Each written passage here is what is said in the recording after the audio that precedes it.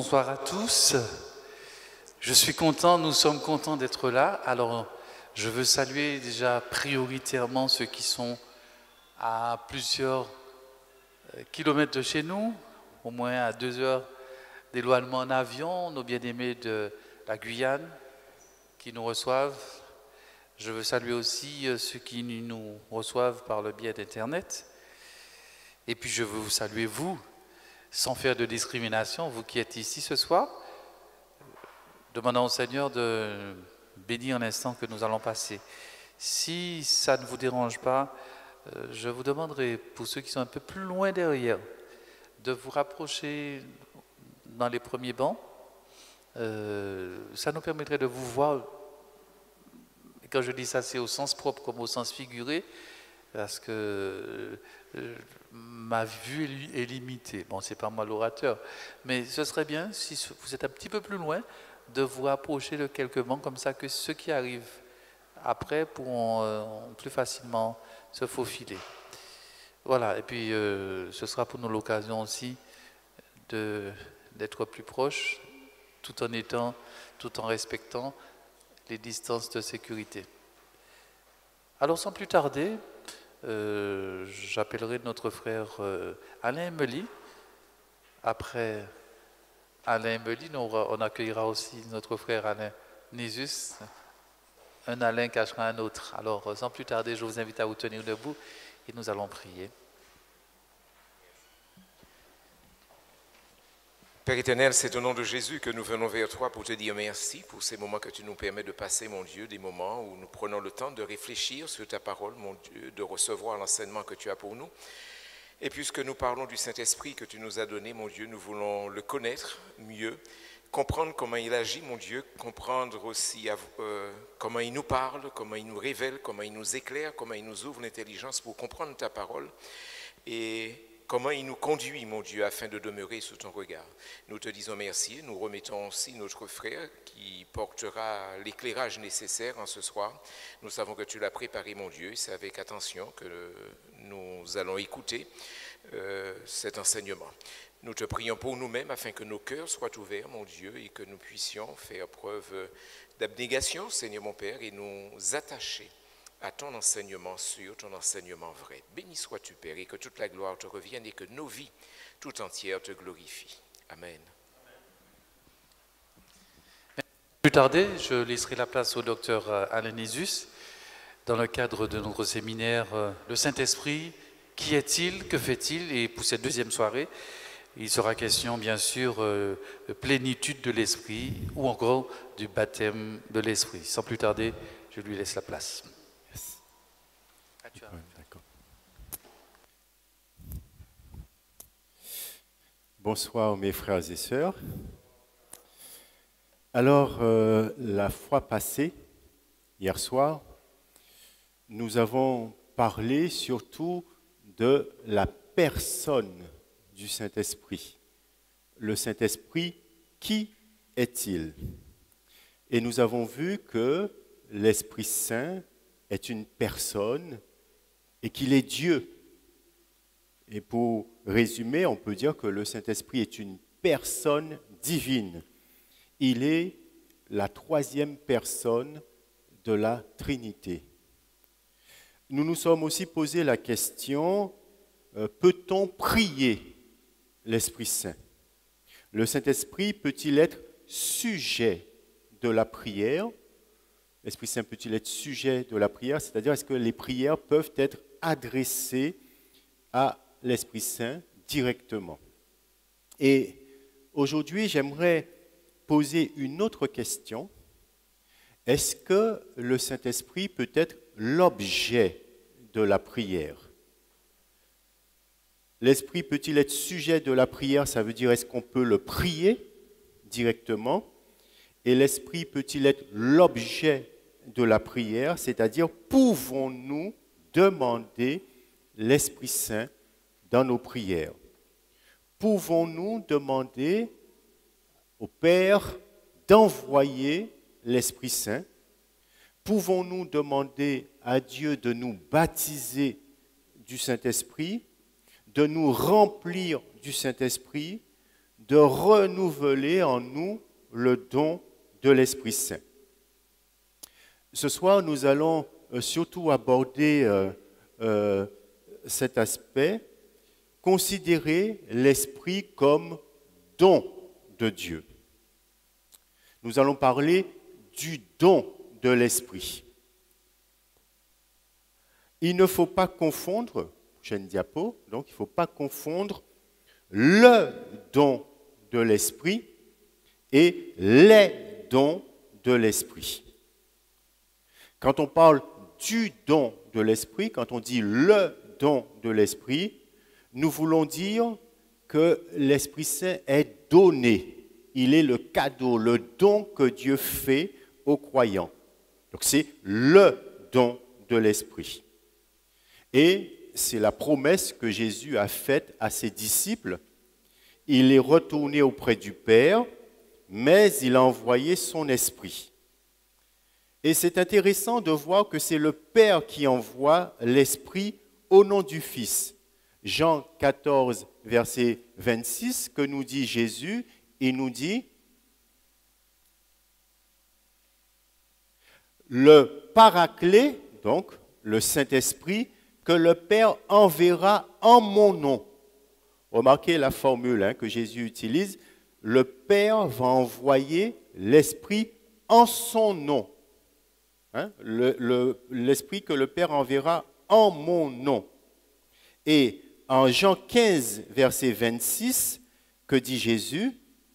Il dit, quand le Paraclet sera venu, celui que je vous enverrai d'auprès du Père. Vous voyez l'équilibre trinitaire que vous voyez là, le Père envoie le Paraclet au nom du Fils, et Jésus cite une autre formule, le Paraclet, c'est celui que je vous enverrai, donc je c'est Jésus ici, d'auprès du Père, l'Esprit de vérité. Donc, le Père envoie l'Esprit au nom du Fils et le Fils envoie l'Esprit de la part du Père. L'Esprit est appelé Esprit de Dieu, mais il est aussi appelé Esprit du Christ. En Romains chapitre 8, verset 9, vous avez cette formule, Esprit du Christ. On trouve aussi ailleurs la formule Esprit de son Fils. Dieu nous a envoyé l'Esprit de son Fils, en Galates 4, verset 6. Et vous trouvez en Acte 16, verset 7, la formule l'Esprit de Jésus. L'Esprit de Jésus ne nous le permit pas. Donc, vous voyez les formules qu'on trouve, Esprit de son Fils, Esprit du Christ, Esprit de Jésus. Et cela permet de voir le lien qui est fait entre l'Esprit et le Christ et la dépendance de l'Esprit à l'égard du Christ, à l'égard de l'œuvre du Christ. L'Esprit, c'est l'Esprit du Christ, l'Esprit du Fils. Et donc, ça montre qu'il n'y a pas d'autonomie de l'Esprit Saint par rapport au Fils. Il faut toujours lier l'Esprit au Fils. Donc, l'Esprit Saint est l'objet d'une mission. Il est l'objet d'un envoi par le Père et le Fils. Et quelle est cette mission de l'Esprit Saint? Qu'est-ce que l'Esprit Saint va faire? Que va-t-il accomplir? Eh bien, l'œuvre de l'Esprit Saint est multiple. L'Esprit Saint va faire beaucoup de choses. Je vais signaler quelques aspects de l'œuvre de l'Esprit Saint rapidement et je vais développer davantage d'autres aspects de l'œuvre de l'Esprit. Mais commençons par remarquer une chose, c'est que l'Esprit Saint s'expérimente. L'Esprit est objet d'expérience. Dans l'Écriture, l'Esprit Saint est particulièrement relié à la vie. Il est puissance de vie. Il est celui qui donne la vie. Il est celui qui soutient la vie. C'est l'Esprit Saint qui nous maintient en vie. C'est l'Esprit Saint qui nous maintient dans l'existence. Si Dieu enlève son souffle, qui subsisterait? Si nous vivons, c'est parce qu'il y a l'Esprit qui nous maintient en vie. Mais l'Esprit Saint, c'est celui qui renouvelle la vie et c'est celui qui communique la vie qui vient de Dieu. L'Esprit Saint est donc objet d'expérience. Et dans le Nouveau Testament, nous voyons que la note dominante de ceux qui reçoivent l'Esprit, c'est la joie. C'est la joie. Et vous avez plusieurs textes du Nouveau Testament qui le signalent. Je n'étais pas si conscient de ça, mais je l'ai remarqué il n'y a pas si longtemps. Quand on parle de l'Esprit Saint, du don de l'Esprit Saint, quand on signale que des personnes reçoivent l'Esprit Saint, on vous dit ils sont joyeux, ils reçoivent l'Esprit avec joie. 1 Thessaloniciens, chapitre 1, verset 6. Vous avez été mes imitateurs et ceux du Seigneur en recevant la parole au milieu de beaucoup d'épreuves avec la joie du Saint-Esprit. C'est une note qui caractérise la réception de l'Esprit Saint, c'est la joie. Il apporte la joie. Vous trouvez la même idée en Actes 13, 52, en Romains 14, verset 17, 15, verset 13, en Galates 5, verset 22. L'Esprit Saint s'expérimente et sa présence dans une personne suscite la joie. Ceci dit, il faut être quand même attentif à un piège qui nous guette. Une fois qu'on a dit que l'Esprit Saint est objet d'expérience, il faut quand même faire attention. Et le danger qui nous guette, c'est de mettre l'accent uniquement sur un seul aspect de l'œuvre de l'Esprit Saint.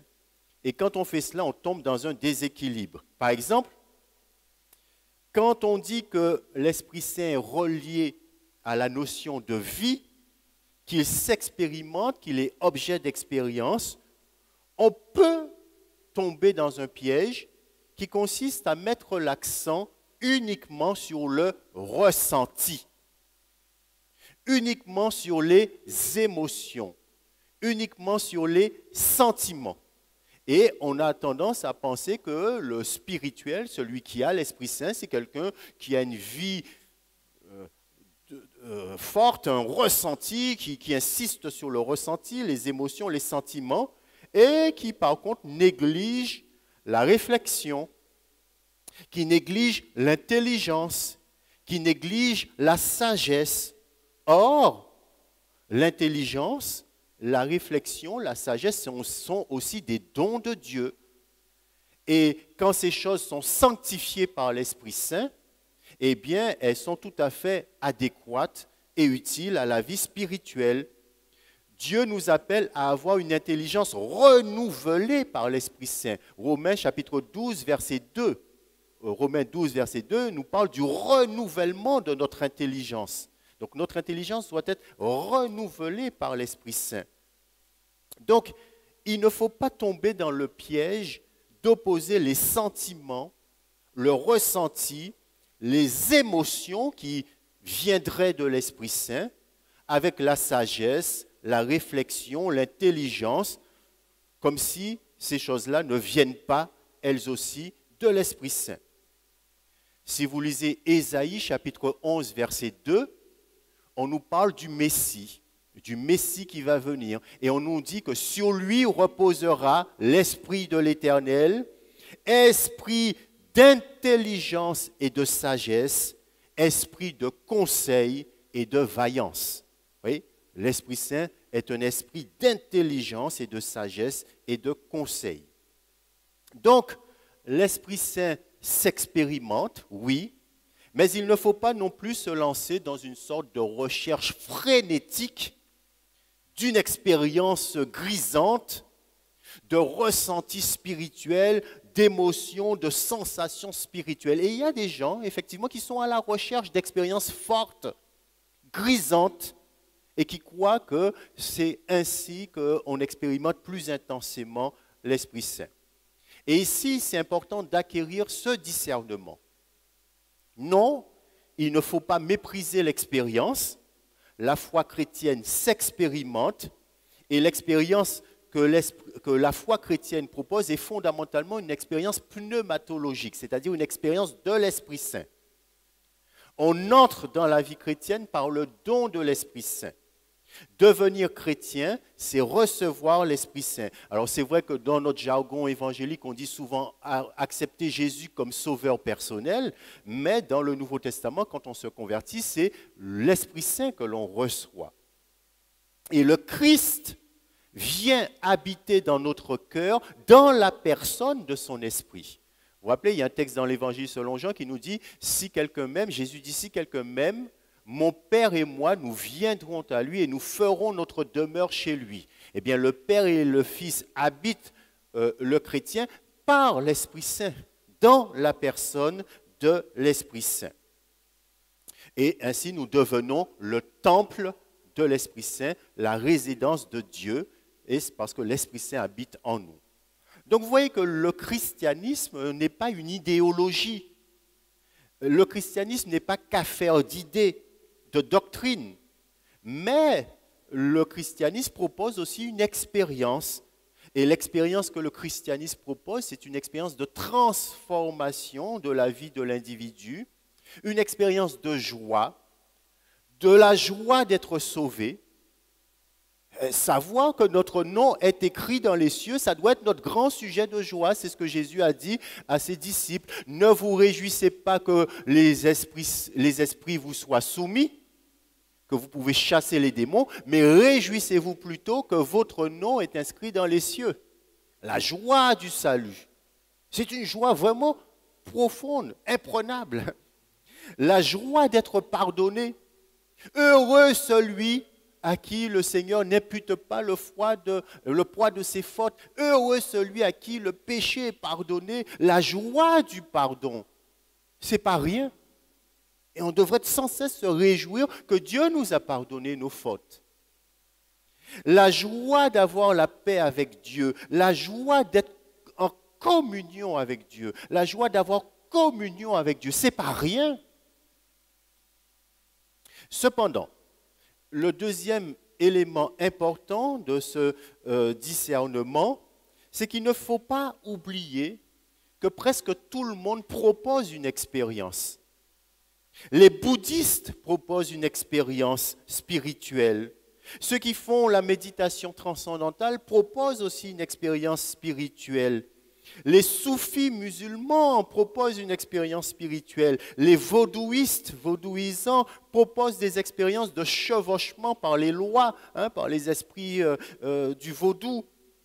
Donc il ne faut pas oublier que tout le monde propose une expérience. Alors la question qu'il faut se poser est la suivante.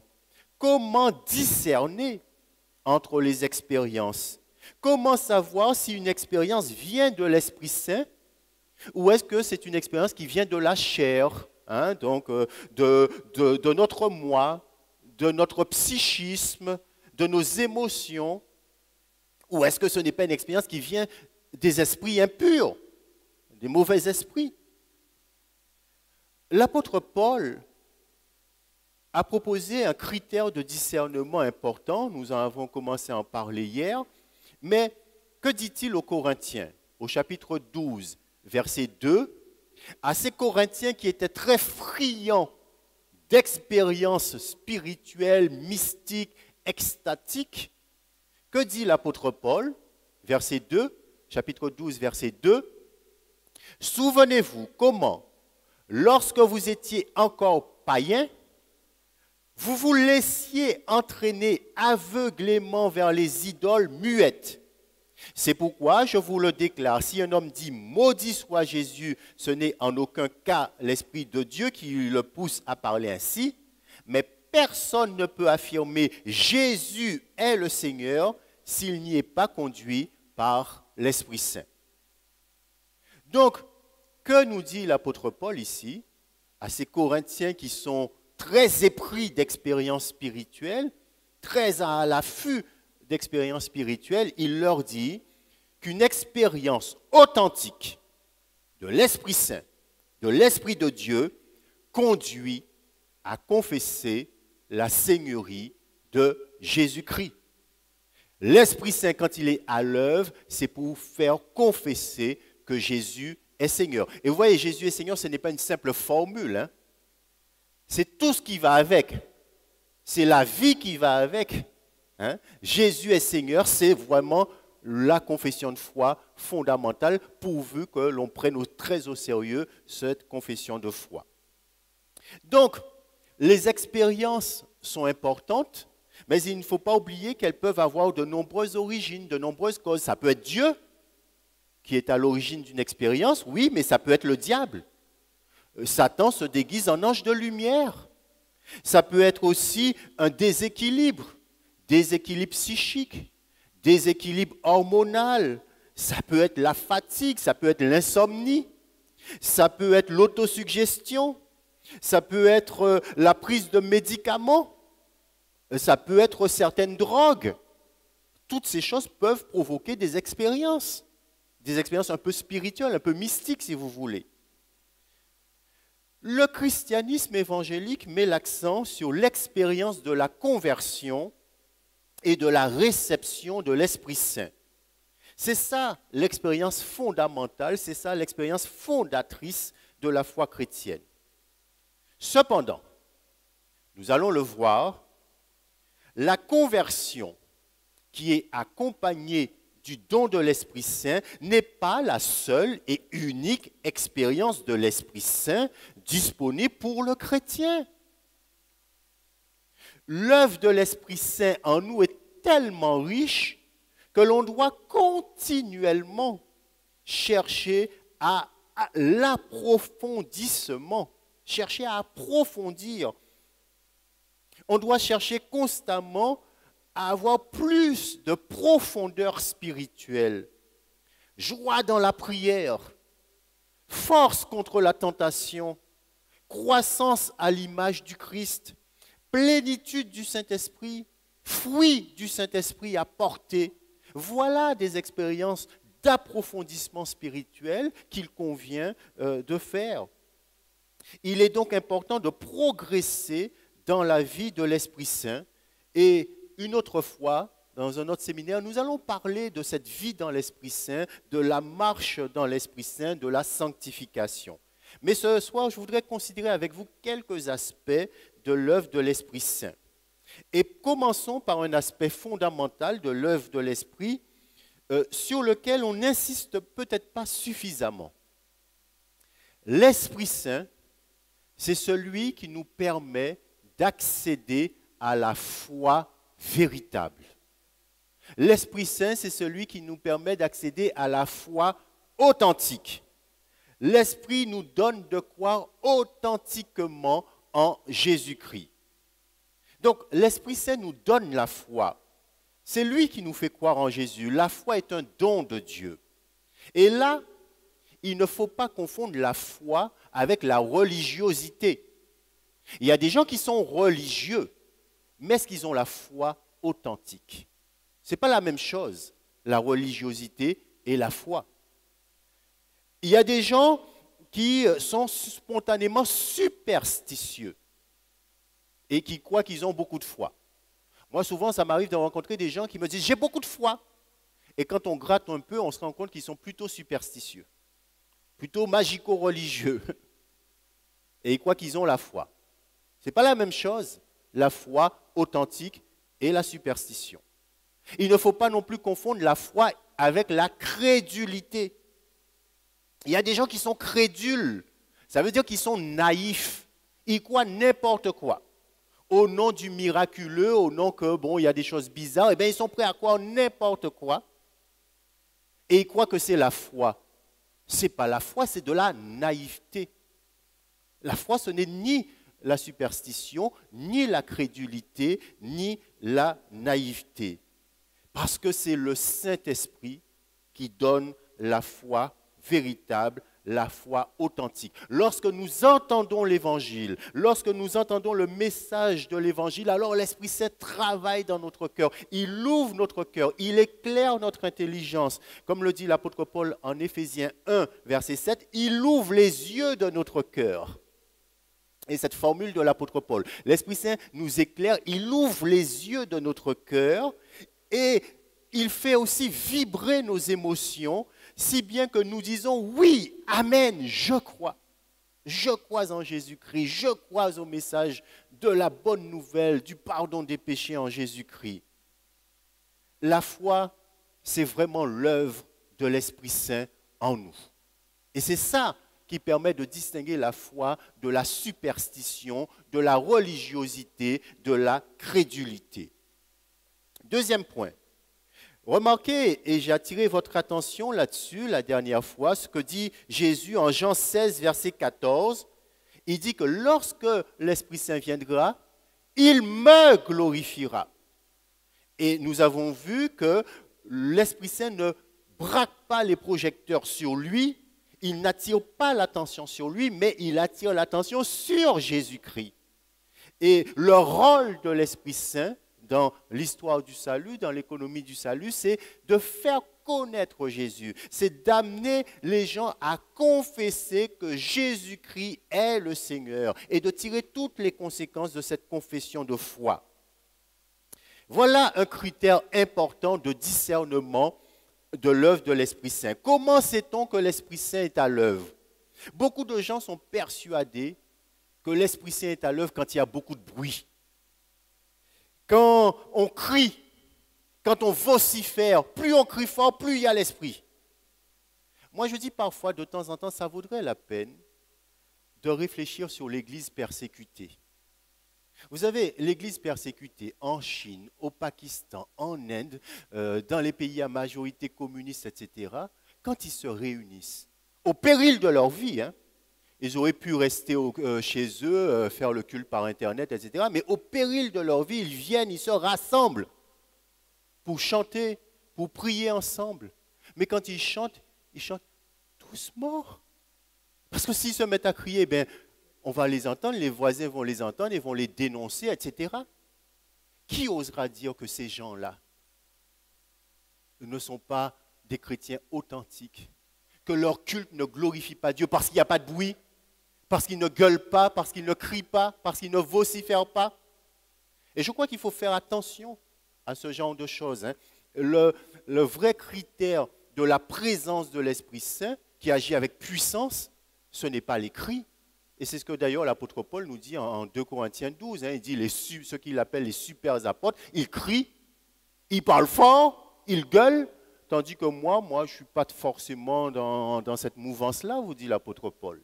Et donc, le vrai critère de l'œuvre de l'Esprit Saint, de la présence de l'Esprit Saint, c'est vraiment quand Jésus-Christ est confessé comme Seigneur et vécu comme Seigneur. Donc nous savons que l'Esprit Saint, que l'Esprit qui agit est vraiment l'Esprit de Dieu quand il y a un vrai témoignage qui est rendu à Jésus-Christ et à l'Évangile. Et il faudrait toujours se rappeler que le cœur de l'Évangile, c'est la croix de Jésus-Christ. Et c'est pourquoi l'apôtre Paul nous dit en 1 Corinthiens 1, « Je n'ai rien voulu savoir parmi vous si ce n'est Jésus-Christ et Jésus-Christ crucifié. » La prédication de la croix est une folie aux yeux de ceux qui se perdent, mais pour nous qui sommes sauvés, elle est la puissance même de Dieu. N'est-il pas? Donc voilà le cœur de l'Évangile. Et aux Corinthiens qui étaient avides d'expériences spirituelles fortes, Paul rappelle ces vérités. Troisième point. Jésus, le Fils, est venu accomplir une œuvre objective de salut. Il est mort pour nous, pour nos péchés. À la croix, Jésus-Christ nous a acquis des bénéfices spirituels, à savoir le pardon des péchés, la paix avec Dieu, la communion avec Dieu. Mais tout cela nous est communiqué par l'Esprit Saint. Et le rôle de l'Esprit Saint, c'est d'appliquer en notre cœur les bénéfices que Jésus-Christ nous a acquis par son œuvre de salut. C'est-à-dire que le rôle de l'Esprit Saint, c'est de nous approprier le pardon, la réconciliation, la paix avec Dieu. Jésus a agi pour nous, l'Esprit Saint agit en nous. Le Christ accomplit une œuvre en dehors de nous, une œuvre de salut en dehors de nous, l'Esprit opère une œuvre au-dedans de nous. Vous voyez? Objective, œuvre objective du Fils, œuvre subjective de l'Esprit Saint. Le Christ en dehors de nous, l'Esprit au-dedans de nous. Et donc l'Esprit Saint change notre cœur. Il transforme notre cœur de pierre en cœur de chair, selon la formule d'Ézéchiel, Ézéchiel 36, 26. Et c'est ce que la Bible appelle la nouvelle naissance ou encore la régénération. L'Esprit nous transforme, il change nos dispositions, il change notre mentalité, il change nos attitudes, il change notre manière d'être, notre esprit, notre vision du monde, notre philosophie de vie, notre manière de concevoir la vie, notre manière de vivre. Avant la conversion, on dit comme tout le monde, moi je n'ai ni Dieu ni maître, je fais ce que je veux. Je fais ce que je veux avec mon corps, je fais ce que je veux avec ma vie, je fais ce que je veux. C'est comme ça que résonne le monde. Quand on se convertit, on dit, ben moi, j'ai un Seigneur. Jésus est Seigneur. J'ai un Seigneur. Je ne fais pas ce que je veux avec mon corps, parce que mon corps est le temple du Saint-Esprit. Je ne fais pas ce que je veux avec ma vie appartient au Seigneur. Je suis chrétien, ça signifie que j'ai un Seigneur, j'ai un maître. Et ce maître, ce n'est pas un homme, ce n'est pas un pasteur, ce n'est pas un ancien, ce n'est pas un apôtre autoproclamé, ce n'est pas une idéologie politique ou philosophique. Mon maître, c'est le Christ, c'est le Seigneur. Alors maintenant, on peut se poser la question, mais comment reçoit-on l'Esprit de Dieu? Quelles sont les modalités de réception de l'Esprit? Et là, j'aimerais lire avec vous le texte de Galates, chapitre 3, verset 2, où l'apôtre Paul donne une indication importante. Il s'adresse aux Galates. « Je ne vous poserai qu'une seule question. À quel titre ou quand avez-vous reçu le Saint-Esprit? Est-ce parce que vous avez accompli la loi ou est-ce parce que vous avez accueilli avec foi la bonne nouvelle que vous avez entendue? » À quel titre reçoit-on l'Esprit Saint? La réponse c'est parce qu'on a accueilli avec foi la bonne nouvelle que l'on a entendue. Donc selon l'apôtre Paul, on reçoit l'Esprit Saint quand on écoute la parole de Dieu avec foi, c'est-à-dire quand on accueille, quand on reçoit le message de l'Évangile. Quand quelqu'un reconnaît son péché, reconnaît l'œuvre que Jésus-Christ a accomplie à la croix et qu'il se tourne vers Dieu, alors Dieu lui donne son esprit. Et c'est pourquoi l'apôtre Paul peut dire en Romains 8, verset 9, « Si quelqu'un n'a pas l'esprit du Christ, il ne lui appartient pas. » C'est assez radical comme phrase. Hein? Si on n'a pas l'Esprit Saint, on n'appartient pas au Christ. Parce que lorsque l'on se convertit, l'Esprit Saint vient faire sa demeure en nous, notre corps devient le temple du Saint-Esprit, la demeure de Dieu, la résidence de Dieu. Le Saint-Esprit nous est donc donné au moment de la conversion pour nous régénérer, pour changer notre cœur. Il vient habiter dans notre cœur et faire de nous son temple. Pour parler du don de l'Esprit Saint, prochaine diapo, le Nouveau Testament utilise parfois une formule, pas systématiquement, nous allons le voir, mais parfois, il y a une formule qui est utilisée par le Nouveau Testament. Il nous est dit que le Christ nous baptise du Saint-Esprit. Il nous baptise de l'Esprit. Cette formule, le Christ baptise du Saint-Esprit, est une image. Il s'agit d'une métaphore. C'est l'image du bain.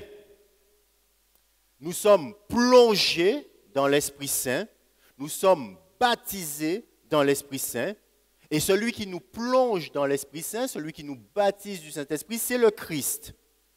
Et c'est une façon de dire que le Christ nous donne son esprit en abondance. Donc, la formule baptisé du Saint-Esprit est une image, c'est une façon de parler, c'est une métaphore, c'est une façon de dire que l'on a reçu l'Esprit Saint en abondance et cela est comparé à un bain. Le baptême, c'est un bain. La question du baptême dans l'Esprit Saint, vous le savez, est un sujet controversé.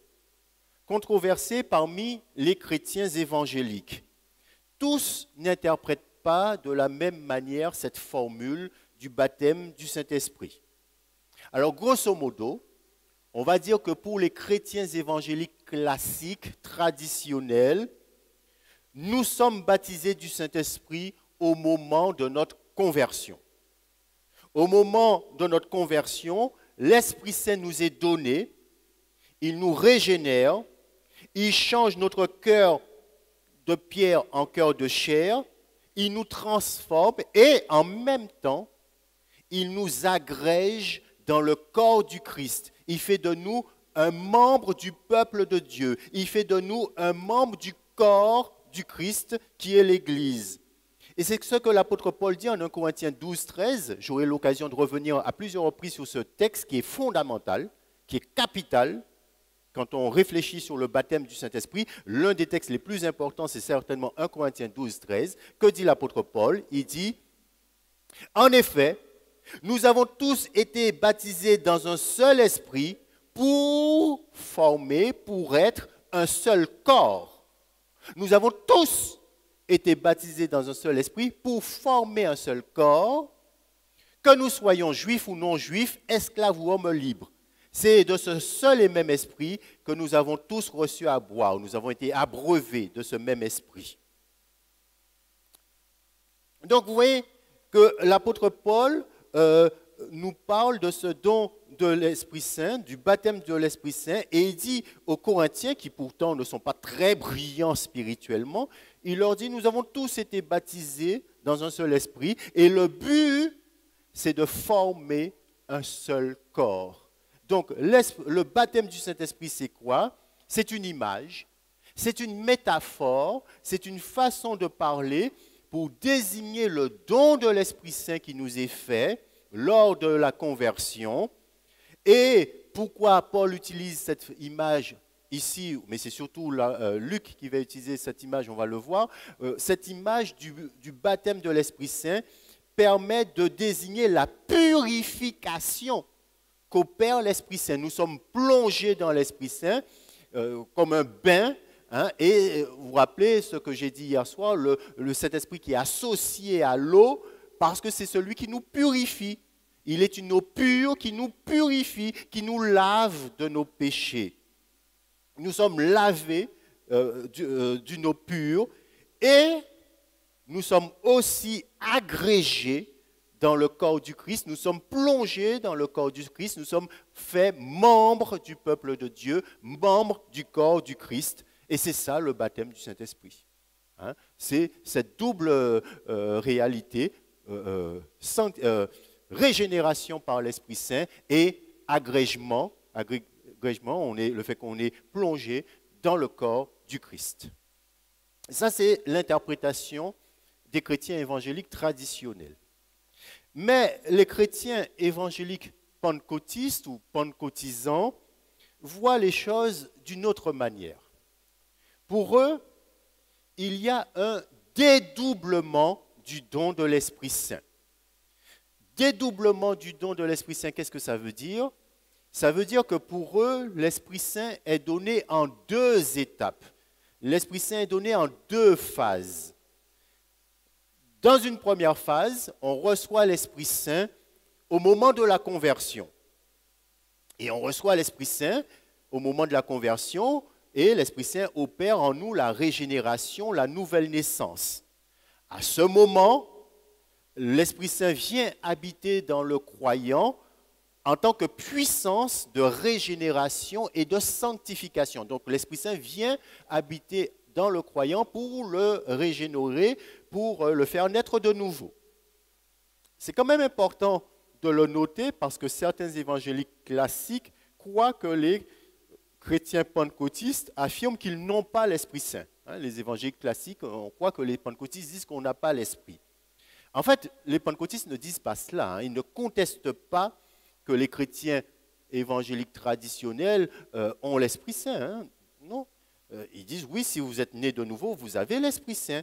Mais, ils estiment que les chrétiens évangéliques traditionnels sont restés à la première étape.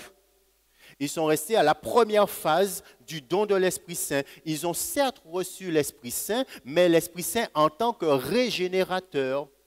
Ils ont reçu l'Esprit Saint en tant que celui qui nous régénère, qui change notre cœur. Ils ont reçu l'Esprit Saint en tant que celui qui nous aide dans la sanctification. Mais,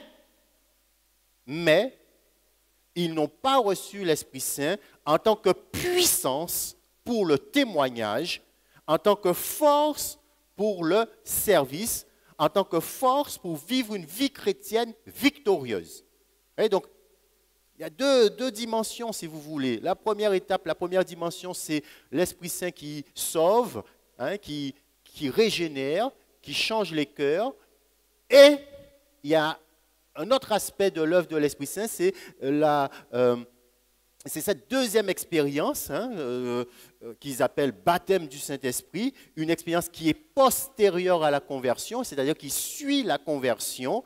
Et cette expérience est comprise comme un revêtement de puissance en vue du témoignage, en vue de la mission, en vue d'une vie chrétienne victorieuse, en vue du ministère.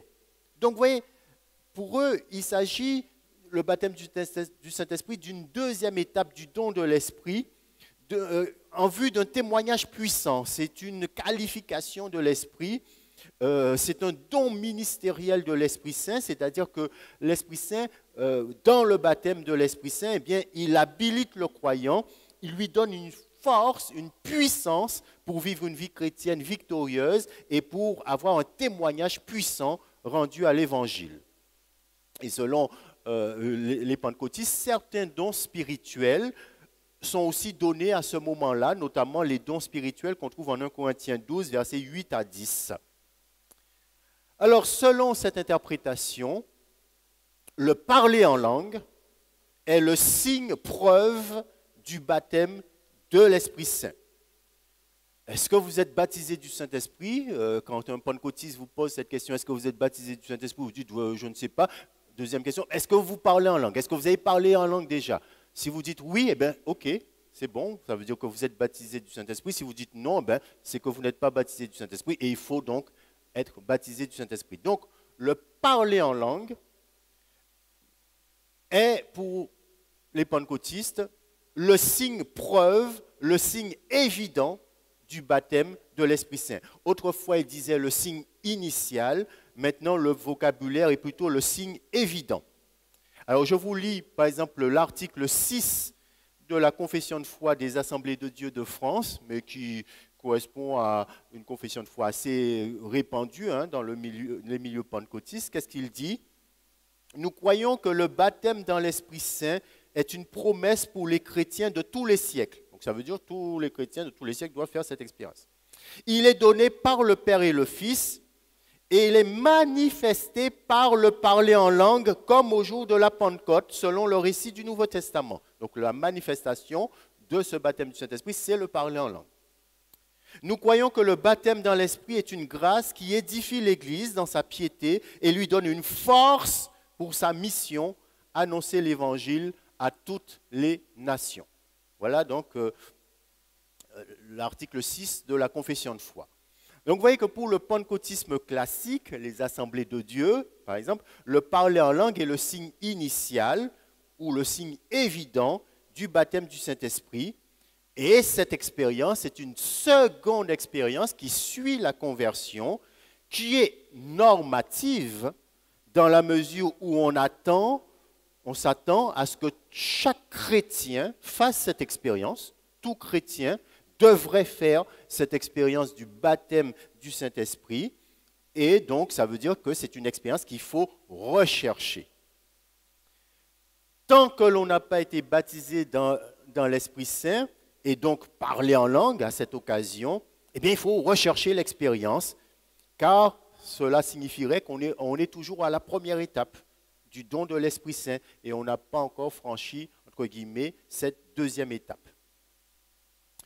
Ce qu'il faut savoir quand même, frères et sœurs, et on ne le dit peut-être pas assez, mais c'est quand même important de le savoir, cette interprétation du baptême de l'Esprit Saint comme seconde expérience qui suit la conversion et dont le parler en langue est le signe preuve, le signe évident, eh bien c'est une nouveauté. C'est une nouveauté, c'est une invention du pentecôtisme. Ça veut dire quoi? Ça veut dire que le pentecôtisme, il ne faut pas l'oublier, est né au début du XXe siècle, en 1906, très exactement. Avant 1906, personne, je dis bien personne, n'avait jamais dit ça. Donc pendant 1900 et quelques ans, il y a eu des chrétiens. Pendant 20 siècles, il y a eu des chrétiens. 2000 ans. Personne n'avait jamais dit que le baptême du Saint-Esprit est une seconde expérience qui suit la conversion et dont le signe preuve est le parler en langue. Ce sont les pentecôtistes qui sont les premiers en 1906 à avoir affirmé cela. Dans le passé, il y a des gens qui ont parlé du baptême de l'Esprit Saint, mais on n'avait jamais interprété le baptême du Saint-Esprit comme ça. Et cette interprétation, qui est devenue très répandue avec l'expansion du mouvement pentecôtiste, ben, c'est une nouveauté. Avant 1906, je vous assure, personne n'a dit ça. Avant 1906, certes, il y avait des dons spirituels, des charismes qui étaient pratiqués dans les églises, mais jamais personne n'avait dit qu'il faut vivre une deuxième expérience appelée baptême du Saint-Esprit et dont la preuve, le signe, était le parler en langue. Après le pentecôtisme, il y a eu l'apparition de ce qu'on appelait le mouvement charismatique dans les années 1970. Et ce mouvement charismatique est né au sein des églises traditionnelles, surtout les églises évangéliques, catholiques et anglicanes. Hein. Donc ça a frappé, ce mouvement s'est répandu dans les églises évangéliques classiques, chez les baptistes, dans certaines églises de frères, etc. Hein, et aussi chez les catholiques et les anglicans. Et dans ces mouvements charismatiques, on parle beaucoup des dons de l'Esprit Saint. On parle aussi du baptême du Saint-Esprit, mais on insiste moins que dans le pentecôtisme sur la nécessité du parler en langue comme signe de ce baptême. On ne dit pas non plus qu'il y a la nécessité d'une double expérience de l'Esprit, expérience de régénération, puis expérience de baptême du Saint-Esprit. Le baptême du Saint-Esprit est compris dans les mouvements charismatiques en général comme l'entrée dans l'expérience de la vie plus profonde de l'Esprit Saint, qui entraîne une vie de louange plus développée et éventuellement des guérisons intérieures, des déblocages psychospirituels.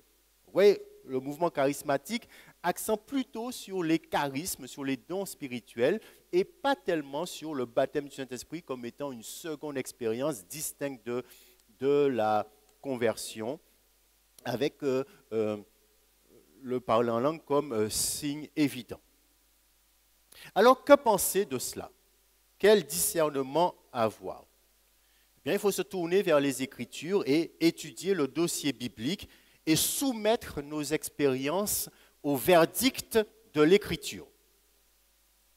Qu'est-ce qu'on constate quand on lit la Bible? On constate premièrement que la formule « baptisé dans l'Esprit » est une formule relativement rare dans la Bible. D'abord, elle ne se trouve pas dans l'Ancien Testament. L'Ancien Testament ne parle jamais du baptême du Saint-Esprit. Les prophètes de l'Ancien Testament, qu'est-ce qu'ils font? Ils annoncent que l'Esprit de Dieu va accomplir dans le futur une œuvre qui consistera dans la purification intérieure du pécheur. Hein, Ézéchiel 36, verset 25, « Je vous laverai d'une eau pure, je vous purifierai, je mettrai mon esprit en vous. » Voilà la promesse de l'Ancien Testament, hein, une œuvre que Dieu va accomplir.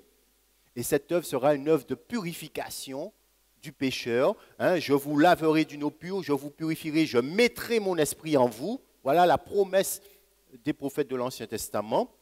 Le peuple souillé par toutes sortes de péchés sera purifié et l'esprit est comparé à une eau pure qui va purifier les membres du peuple.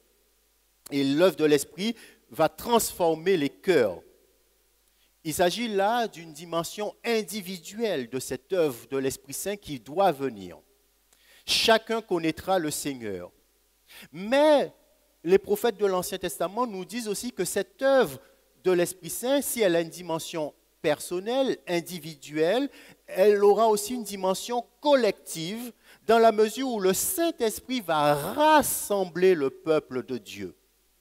Et ceux qui seront au bénéfice de cette œuvre de purification de l'Esprit Saint vont alors constituer le nouveau peuple de Dieu. Et ce nouveau peuple de Dieu sera composé uniquement de personnes régénérées par l'Esprit de Dieu. Alors que le peuple de Dieu dans l'Ancienne Alliance, le peuple d'Israël, était composé de tout le monde. Il suffisait d'être juif, circoncis, pour être membre du peuple de Dieu. Donc il y avait des charnels et de vrais croyants qui étaient membres de ce peuple. Tandis que le nouveau peuple de Dieu que Dieu constitue, le constitue par l'œuvre de l'Esprit Saint, seulement les régénérés seront membres de ce peuple que Dieu va constituer. Alors je n'ai pas le temps de vous lire tous les textes, mais vous avez Jérémie 24, verset 7, 31, verset 33, Ézéchiel 11, 20, beaucoup de citations de l'Ancien Testament qu'on pourrait citer là, donc, qui montrent que le Saint-Esprit va constituer une œuvre future qui aura une double dimension individuelle, purification des pécheurs, et communautaire, c'est-à-dire rassemblement en un peuple des rachetés de l'Éternel. Et on ajoute aussi, quand on regarde l'Ancien Testament, la promesse de Joël chapitre 3, Dieu va répandre son esprit sur chacun des membres de son peuple et chacun alors sera prophète. Quand on passe au Nouveau Testament, on se rend compte que l'événement de la Pentecôte a une très grande importance. Et l'événement de la Pentecôte est présenté comme l'accomplissement de ces promesses de l'Ancien Testament, notamment promesse de Joël 3 que Pierre cite explicitement lors de son discours le jour de la Pentecôte. Et Joël nous dit, voilà, la prophétie de Joël 3 est accomplie. La Pentecôte, c'est quoi? C'est le don de l'Esprit Saint qui est fait. Et c'est la naissance de l'Église, qui est le nouveau peuple de Dieu. La Pentecôte, c'est la création du peuple de Dieu de la nouvelle alliance. Et ce peuple de Dieu est caractérisé par le don de l'Esprit qui lui est fait. La Pentecôte, c'est la constitution du nouveau peuple de Dieu. C'est l'engendrement de l'Église.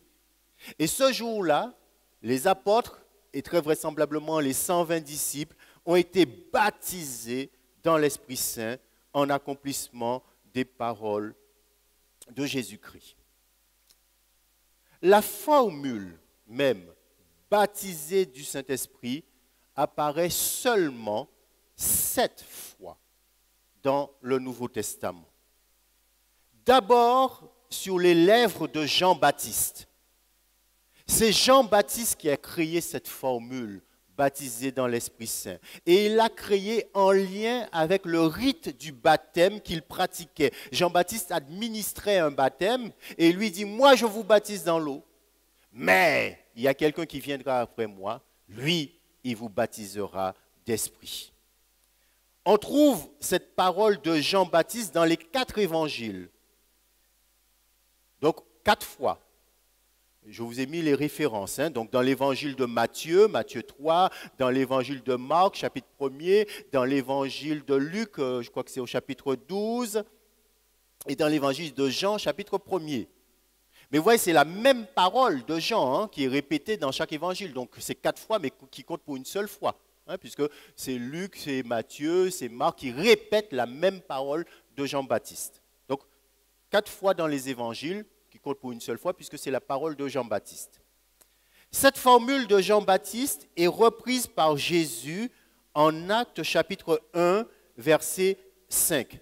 Jésus ressuscité rencontre ses disciples, il leur dit de ne pas s'éloigner. Il leur recommanda de ne pas quitter Jérusalem, mais d'y attendre que son Père leur accorde le don qu'il leur avait promis. La promesse du Père, le don du Père, ce qui était promis en Jean chapitre 16. C'est le don que je vous ai annoncé, leur dit-il, donc en Jean chapitre 14 à 16. Car Jean a baptisé dans l'eau, mais vous, c'est dans le Saint-Esprit que vous serez baptisés dans peu de jours. Et vous voyez que Jésus visait là très clairement la Pentecôte. Dans peu de jours, vous allez être baptisés du Saint-Esprit. La formule se trouve encore en Acte 11, verset 16. Acte 11, verset 16, de quoi s'agit-il? Eh bien, c'est Pierre qui cite la parole de Jésus en Acte 1, verset 5. On nous dit, Pierre est avec Corneille. Corneille, c'est le premier païen qui s'est converti à Jésus-Christ. Et l'Esprit a été accordé ce jour-là aux païens aussi, puisque jusqu'à maintenant, l'Esprit Saint n'avait été accordé qu'aux païens, qu'aux Juifs et aux prosélytes, c'est-à-dire à des personnes qui s'étaient converties à la religion juive. Et avec Corneille, ce sont les païens qui reçoivent le don de l'Esprit Saint. Et l'apôtre Pierre remarque que le Saint-Esprit leur est donné à eux aussi, les païens, comme au jour de la Pentecôte. Et c'est pourquoi il dit au verset 16, acte 11, verset 16, « Aussitôt, on peut commencer au verset 15, « J'ai commencé, c'est Pierre qui dit, j'ai commencé à leur parler, quand l'Esprit Saint est descendu sur eux de la même manière qu'il était descendu sur nous au commencement, aussitôt je me suis souvenu de cette parole du Seigneur, Jean a baptisé dans l'eau, mais vous, vous serez baptisés dans le Saint-Esprit. » Donc vous voyez que Pierre, il est en train de citer Jésus en acte 1, verset 5. Remarquons, et je reviendrai sur ce point plus tôt demain, Dieu voulant, la formule baptisé dans le Saint-Esprit n'apparaît ni en acte 8, l'épisode des Samaritains sur lequel nous reviendrons, ni en acte 19, l'épisode avec les disciples de Jean-Baptiste. Ces deux groupes ont parlé en langue à cette occasion. Je reviendrai sur ces deux textes demain, Dieu voulant. La dernière utilisation de la formule baptisé du Saint-Esprit, eh bien, on la trouve chez Paul en 1 Corinthiens chapitre 12, verset 13, le texte que je vous ai déjà lu. Nous avons tous été baptisés dans un même esprit pour former, pour être un seul corps. L'effet du baptême du Saint-Esprit, c'est donc d'agréger le croyant né de nouveau, régénéré par l'Esprit Saint, purifié de ses péchés, de le greffer au corps du Christ. Alors vous vous rappelez que l'Ancien Testament nous annonçait que l'œuvre de l'Esprit Saint aurait un double aspect, un aspect individuel qui consistait dans la purification du cœur, dans le lavement des péchés, dans la régénération donc, mais aussi un aspect collectif, un aspect communautaire. Le Saint-Esprit va rassembler tous les croyants régénérés en un seul peuple. On constate que c'est exactement ce qu'opère le baptême dans l'Esprit Saint. Il purifie, il régénère le croyant, le pécheur qui devient croyant, et en même temps, il agrège, il intègre le croyant dans le corps du Christ, le nouveau peuple de Dieu. Donc, prochaine diapo, la formule baptisé dans l'esprit est une image frappante, une façon de parler pour dire que l'on a reçu le don de l'esprit. Et cela est comparé à un bain de purification. Les croyants sont plongés dans l'esprit. Cela a pour conséquence leur purification, le lavement de leurs péchés, ce que le baptême de Jean le Baptiste, figurait, mais ne réalisait pas. Par contre, le baptême que donne Jésus et le baptême que donne Jésus, c'est le baptême de l'Esprit, eh bien, ce baptême de Jésus réalise vraiment ce que le baptême de Jean le Baptiste annonçait, figurait, mais ne réalisait pas. Alors, vous voyez que le débat entre évangéliques porte sur la question des modalités de la réception de l'Esprit Saint. Le baptême du Saint-Esprit est-elle une première ou est-elle une seconde expérience? Nous avons vu que les chrétiens évangéliques traditionnels considèrent que l'expression « être baptisé du Saint-Esprit » est globalement équivalente à « recevoir l'Esprit ». C'est le don initial de l'Esprit Saint qui est en cause. On reçoit l'Esprit Saint, donc on est baptisé de l'Esprit Saint au moment de sa conversion. Et à ce moment, on est régénéré et on est aussi intégré dans le corps du Christ. On devient membre de l'Église universelle, c'est-à-dire le corps du Christ. Nous avons tous été baptisés en un seul esprit pour former un seul corps. Donc, on peut conclure, selon l'interprétation évangélique traditionnelle, que lorsque l'Écriture parle du baptême de l'Esprit, c'est d'abord l'expérience de la Pentecôte qui est visée. Et la Pentecôte, c'est la création du nouveau peuple de Dieu, caractérisé par le don de l'Esprit. Et ceux qui sont membres de ce nouveau peuple de Dieu, ce sont des personnes régénérées par l'Esprit de Dieu. C'est ce que vise Jean-Baptiste, c'est ce dont parlent les deux textes du livre des Actes qui utilisent la formule baptisé du Saint-Esprit. Et quand Paul utilise une seule fois dans toutes ses lettres la formule baptisé du Saint-Esprit, c'est pour dire que son effet, c'est la constitution du peuple de Dieu.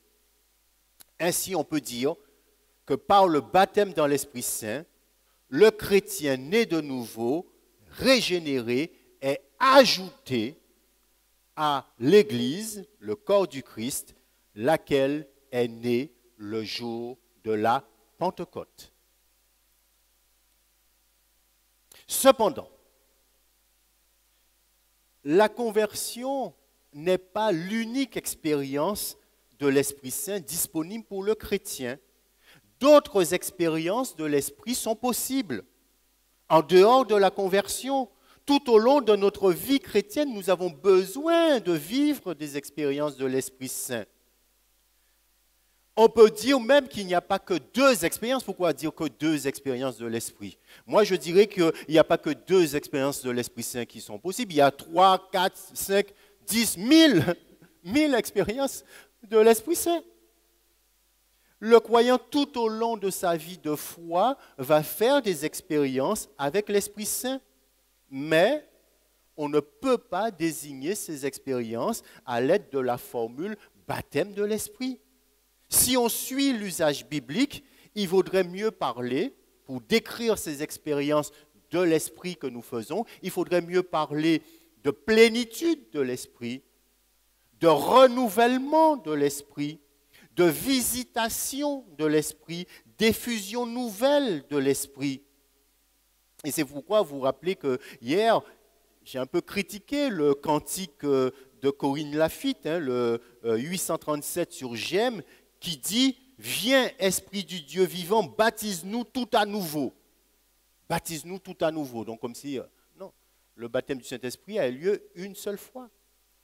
C'est une expérience unique. En revanche, d'autres expériences de l'Esprit sont possibles. Notre vie spirituelle ne peut pas se réduire à une seule et unique expérience de l'Esprit. Pourquoi? Eh bien, nous péchons, et par conséquent, nous attristons l'Esprit Saint. Il nous arrive aussi d'éteindre l'Esprit Saint. L'apôtre Paul dit aux Thessaloniciens, n'éteignez pas l'Esprit. Et qu'est-ce que ça veut dire attrister l'Esprit ou éteindre l'Esprit Saint? Ça veut dire que tout en étant en nous, eh bien, nous ne goûtons plus de la communion de l'Esprit Saint à cause de notre péché. Et donc, une vie spirituelle terne, une vie spirituelle inauthentique, une vie spirituelle où on s'éloigne de la parole de Dieu, où on transgresse les commandements de Dieu volontairement, eh bien, ça a pour conséquence d'éteindre l'Esprit Saint. Éteindre l'Esprit Saint, ça veut dire qu'on ne goûte plus de la communion avec l'Esprit Saint. Et on a une vie spirituelle de façade. Mais si quelqu'un qui est dans cette situation se reprend, si la personne se repent, si la personne reprend sa marche spirituelle, alors on a l'impression que l'Esprit Saint qui était éteint, pour reprendre la formule de Paul, eh bien cet Esprit Saint reprend vie, est réveillé de nouveau. Et donc l'Esprit Saint fait à cette personne regoûter à nouveau la communion avec lui. Et ça, c'est une expérience de l'Esprit. Et cette expérience de l'Esprit peut être vécue de manière très intense par une personne. Vous voyez? Et avec une joie nouvelle, le chrétien rétrograde qui revient dans la maison du Père, eh bien, il vit une expérience de l'Esprit Saint qui peut parfois, peut-être même, être encore plus profonde que son expérience de conversion. Hein, il peut vivre les choses très intensément. Et ça, c'est une vraie expérience de l'Esprit Saint. Parfois aussi, dans notre vie spirituelle, il nous arrive d'éprouver de la lassitude. Il nous arrive d'éprouver une sorte de sécheresse spirituelle. Nous nous sentons parfois secs spirituellement. Alors là, nous avons besoin d'un renouvellement de l'Esprit Saint. Et ce renouvellement de notre expérience de l'Esprit pour nous faire revivre peut là aussi être vécu de manière très intense. L'Esprit Saint qui est déjà venu en nous doit continuer de se manifester encore et nous introduire dans de nouvelles sphères de sa grâce et de sa puissance pour que nous allions, comme je vous le disais, vers plus de profondeur avec le Seigneur et surtout plus d'authenticité. Donc, il y a des expériences de l'Esprit en dehors de la conversion, qui sont tout à fait possibles, tout à fait disponibles, mais on ne peut pas les appeler baptême du Saint-Esprit. Demain, nous verrons le sens du don des langues, et j'essaierai de vous proposer une thèse pourquoi certains groupes, dans le livre des Actes des Apôtres, ont parlé en langue au moment de leur baptême d'Esprit Saint. Mais je voudrais vous signaler que la plénitude de l'Esprit Saint est aussi une expérience qui se renouvelle plusieurs fois dans la vie du croyant. Par exemple, dans le livre des Actes des Apôtres, nous voyons que de nombreuses personnes qui avaient déjà été baptisées du Saint-Esprit, eh bien, ces personnes ont fait une expérience de plénitude du Saint-Esprit. C'est le cas de Pierre. Pierre, en Acte 4, verset 8, Pierre avait déjà été baptisé du Saint-Esprit le jour de la Pentecôte, comme tous les autres, mais en Acte 4, verset 8, on nous dit qu'il est devant le Sanhédrin, et on lui pose la question, mais par quel pouvoir avez-vous accompli ce miracle? Verset 8, alors Pierre, rempli de l'Esprit Saint, leur répondit, et il parle. Donc, celui qui a déjà été baptisé du Saint-Esprit, il fait une expérience nouvelle de l'Esprit, qui est l'expérience de la plénitude du Saint-Esprit. C'est la même chose pour Paul en Acte 9, verset 17. Paul, déjà converti, certainement déjà baptisé du Saint-Esprit, eh bien, il va faire une expérience de plénitude du Saint-Esprit. Alors, on constate que c'est Luc qui aime bien utiliser cette formule de plénitude du Saint-Esprit et l'apôtre Paul l'utilise une seule fois en Éphésiens chapitre 5, verset 18. Et Luc utilise la formule plénitude du Saint-Esprit avec deux verbes grecs différents pour dire remplir, pimplémi et pleroro. Ces deux verbes sont synonymes, mais lorsque Luc utilise cette formule, plénitude du Saint-Esprit, il peut avoir deux choses en vue. Et c'est important quand même que nous soyons conscients de cela. Plénitude du Saint-Esprit, c'est quoi? Eh bien, il y a deux choses qui sont en vue. Soit la plénitude du Saint-Esprit décrit un événement soudain, un événement ponctuel, un événement instantané de revêtement de la puissance de Dieu en vue d'un témoignage audacieux en vue d'un témoignage courageux à rendre à Jésus-Christ et à l'Évangile. Et vous avez plusieurs textes que je vous ai mis, Luc 1, 41, Luc 1, 67, Acte 2, 4, Acte 4, verset 8 et suivant, Acte 13, 9. On nous dit que l'Esprit Saint remplit un individu pour que cet individu puisse annoncer la parole de Dieu, puisse annoncer l'Évangile avec courage, avec audace, avec force. Et bien sûr, vous savez, lorsque nous, dans notre vie de tous les jours, nous savons que nous allons être confrontés à une situation où nous aurons besoin de la puissance de Dieu, eh bien, on peut prier, Seigneur, remplis-moi de ton Esprit Saint pour que je puisse annoncer ta parole. Ou bien vous allez rencontrer quelqu'un, vous savez que ça va être difficile, Seigneur, remplis-moi de ton Esprit Saint, pour que je ne perde pas les boules, pour que je ne m'énerve pas, que je reste chrétien solide. Remplis-moi de ton Esprit Saint. Donc oui, il y a cette expérience de plénitude de l'Esprit Saint qui est tout à fait disponible pour tout chrétien. Mais l'apôtre Luc et l'apôtre Paul peuvent aussi parler de la plénitude du Saint-Esprit pour parler d'une plénitude permanente.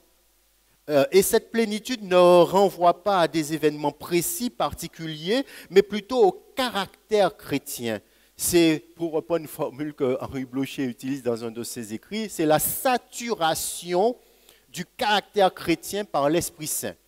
C'est-à-dire que notre caractère est saturé par l'Esprit Saint, c'est-à-dire que nous sommes tellement remplis de l'Esprit Saint que nous voyons les choses comme Dieu les voit finalement. Nous raisonnons à la lumière de Dieu comme Dieu raisonne en quelque sorte. Et c'est pourquoi cela devient l'objet d'un commandement. L'apôtre Paul nous dit en Éphésiens 5, 18, « Ne vous enivrez pas de vin, c'est de la débauche, mais soyez au contraire remplis de l'Esprit Saint. » Donc il ne s'agit pas de cette plénitude soudaine, instantanée, mais que ce qui caractérise votre vie soit cette plénitude de l'Esprit Saint. Donc vous voyez, frères et sœurs, voilà un certain nombre d'expériences spirituelles, un certain nombre d'expériences de l'Esprit auxquelles on peut être ouvert, et je crois qu'il faut être ouvert. Dieu peut nous faire, et Dieu veut certainement nous faire vivre ces expériences. Il ne faut pas avoir peur du Saint-Esprit. Et j'ai l'impression qu'il y a des chrétiens qui ont peur du Saint-Esprit. Ils ont tellement peur peut-être de l'idée qu'ils se font de ceux qui pensent être remplis du Saint-Esprit, qui disent « je ne veux pas être comme ça ». Non, il ne faut pas avoir peur du Saint-Esprit. Il faut être ouvert à l'œuvre de l'Esprit Saint. Il faut être ouvert aux expériences que l'Esprit Saint peut nous faire vivre, mais avec du discernement. Ayons du discernement. Soyons authentiquement bibliques dans les expériences que nous pouvons faire.